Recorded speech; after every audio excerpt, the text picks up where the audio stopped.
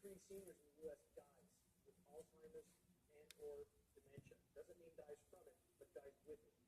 There's no question that all of us have had our neurological system affected. We're all breathing this stuff inside all our systems. So these are staggering statistics, 1 in 3 with Alzheimer's and or dementia. Autism has increased 10,000% since 1975. 1 in 50 children now has autism, also related to aluminum. Synergistic effects of environmental and heavy metals. These metals are toxic in and of themselves. When you combine them, they become much more lethal. We've been given studies recently that indicate when mercury and aluminum are combined, toxicity increases as much as 10,000%. The military and some commercial planes are spraying us with what are called chemtrails. I want you to look at these. And oftentimes, before there's a weather front, there are heavy assaults from these planes just before a weather front is changed and comes in. Military and some commercial jets have been fitted with huge barrels of at least 49 different kinds of documented chemical poisons. Among other documented ingredients in these toxic man-made clouds are pathogenic molds, fungi, weaponized viruses made in some places like the secret site at Fort Detrick, Maryland, which is supposed to be a cancer site. But there are a number of scholars and professors tracking this that have big questions about this. Barium and nanoaluminum particles. These do to the human body. Barium is an alkaline earth mineral. It was discovered in 1774. At low doses, it can act as a muscle stimulant. At high doses, it detrimentally affects the heart and the nervous system. Barium is toxic to all mammals, and that means not just humans. Aluminum, which is the most abundant metal in the Earth's crust, is known to diminish kidney function and destroy brain cells and cognitive function.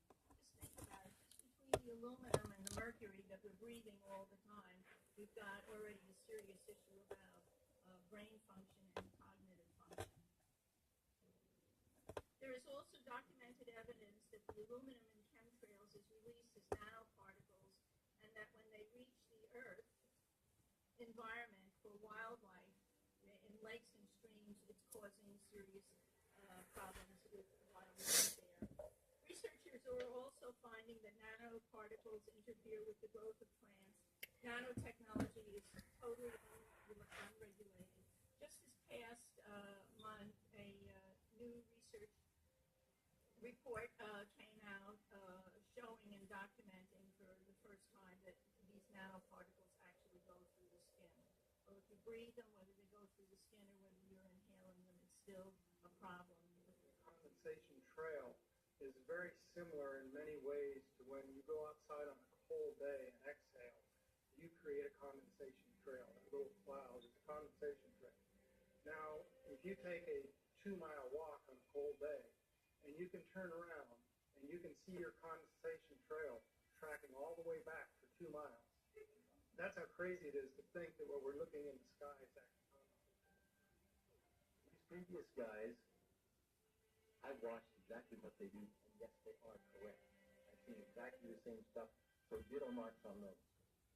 You want some figures? Okay, latest water test. Tested the rain. 13,100 micrograms per liter of aluminum in the rain in 2013.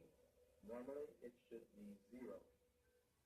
So 13,100 is pretty damn much, folks. It used to be 0. Then it was 100 in the 2000s.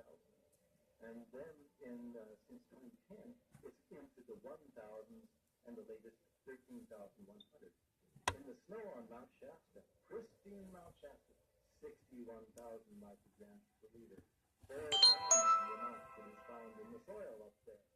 Neurologist practicing in Reading for 17 years, and in the past 5 years, I've seen the number of patients with Alzheimer's disease, Parkinson's, and other neurodegenerative diseases tremendously increased, almost quadrupled. These started in the 70s. Autism was not on the radar. There was no documents, there was no information.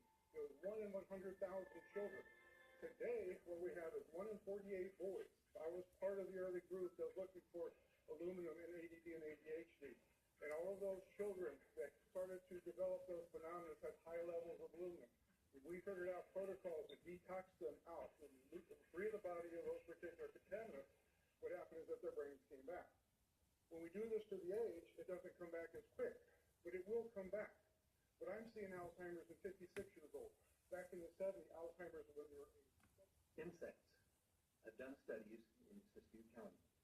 They're at 20% of normal. The aquatic insects basically made a nosedive in 2006 to about 20% of normal.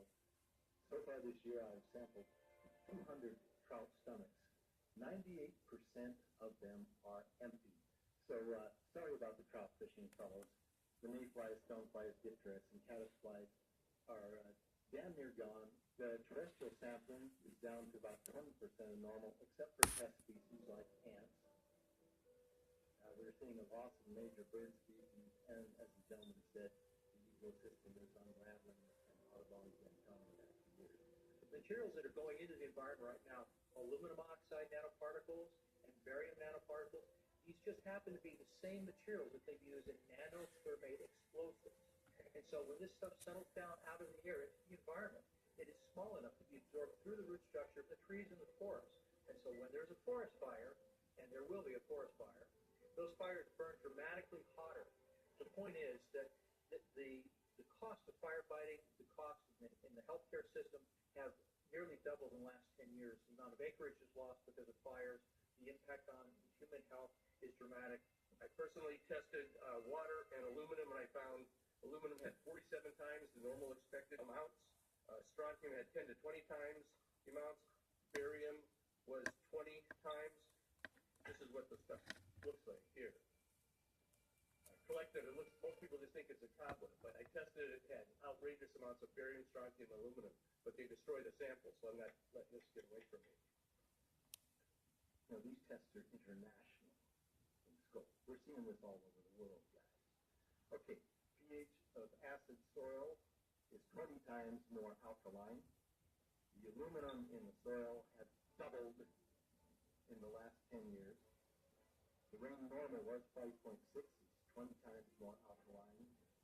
Aluminum blocks essential nutrients. I am unable in my garden to restore normal pH, and that's because nanoparticles are now in the circulatory systems of both plants and humans.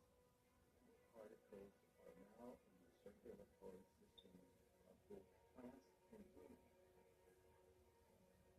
The first public, nice, detailed public description was in the book of Caras and Louis Forelli, The Centipede, where she says that there are hollow fibers, right? Self-replicating hollow fibers that are there to kind of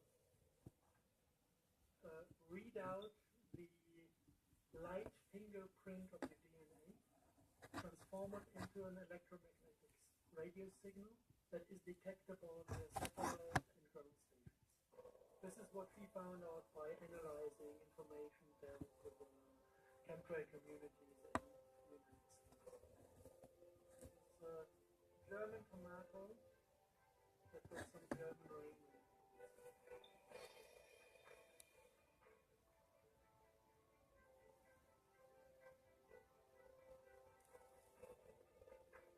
This is real bananas. The more watch, the more get them.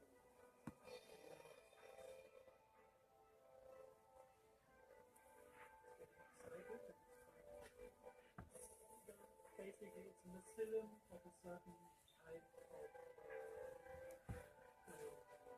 fungus, and this fungus is, first if you want to look at it, it's airborne. It's not a single fiber here. It is blowing under UV. So if you take a UV lamp at night, you can see those fibers. Some of the people cannot see it. And then the mycelium is starting to grow with